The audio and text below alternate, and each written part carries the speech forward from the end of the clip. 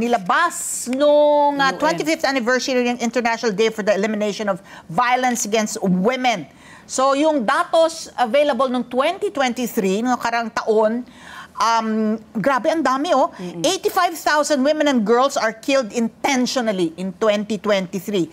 At ang ibig sabihin na to, 140 women and girls a day, one every 10 minutes.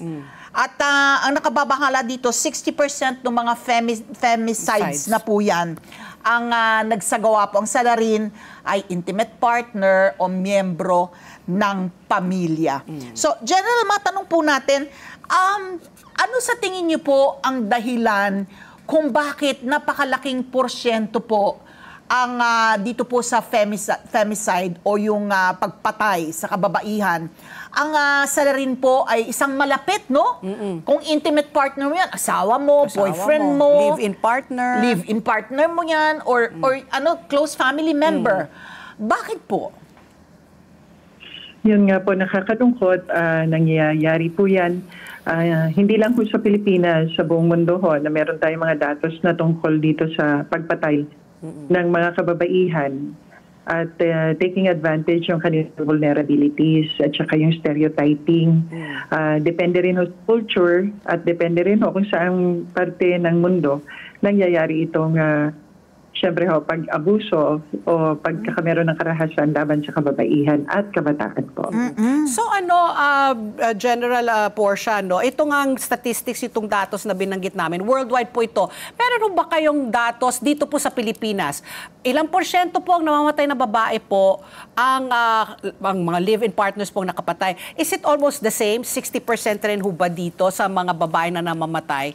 Ang mga boyfriend o family member o asawa ang pumapatay, masasabi ba natin halos pareho or mas mataas pa dito sa Pilipinas ang datos? Ang datos po natin ay pag sinabi ko kasi yung femicide, ito ay yung pagpatay sa babae na maaring intimate o kasama o relative ang pumatay. At usually lalaki ho ang pumapatay o ang perpetrator natin. Dito sa Philippines, meron ho tayo, actually homicide ang interpretation pa natin dito, female. Kung hindi naman ho nagkameron ng killings o hindi humantong sa pagkamatay, pumapasok pa rin ho ito sa violation against women and their children or yung RA 9262. Sa datos ho namin, meron ho tayong cases last year na 57 cases.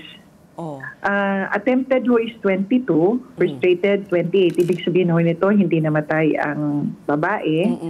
At ang consummated ho, yung talagang nahantong sa kamatayan ng babae ay 7 lang.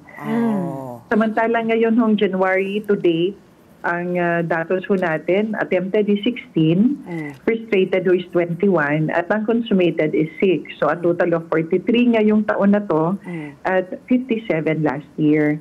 Kung ang pag-uusapan ho natin is yung interpretation ng femicide. Parang I get the feeling, hindi ba yan underreported? Kasi nga kahit yung yung kaso ng violence against women, mabanggit ko lang, yung kung nagulantang na tayo dun sa datos na yon, 85,000 women and children killed intentionally in 2023. 37 countries lang yon. Datos from 37 countries noong 2023. Ganong nung 2020, 75 countries ang nag-report. Mas marami.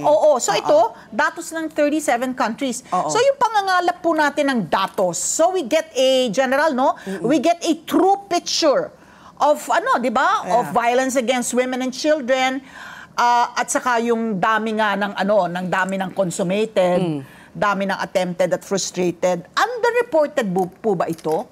Yung ating makinarya at protocol ng pagre-report po para makakuha po tayo ng kumbaga realidad, no, ng sitwasyon po natin sa ating bansa, General. Ang napansin ko ho, kung doon ho sa study ng UNODC, ay bili po iisa yung ating tinitingnan, kahit sila ho nagsasabi na underreported ang mga datos, kaya wala tayong masyadong intervention at talagang pinag-aaralan pa itong femicide na tinatawag natin. Kaya nga ho dito sa Philippines, nung kami ho ay napagsabihan na hanapin ang datos, ang lumalabas ho sa amin ay female homicide. Hinanap po namin doon sa aming SIRAS kung ilan ang perpetrators natin ay yung kanilang partner o kaya yung relative nila na maaring ang intensyon ay patayin ang babae o kaya namatay ang babae. Yun po ang lumabas sa amin. At sa tingin ko naniniwala ako sa sinasabi ninyo na kailangan pa talagang pag-aralang maigi yung ating pinag-uusapan na femicide.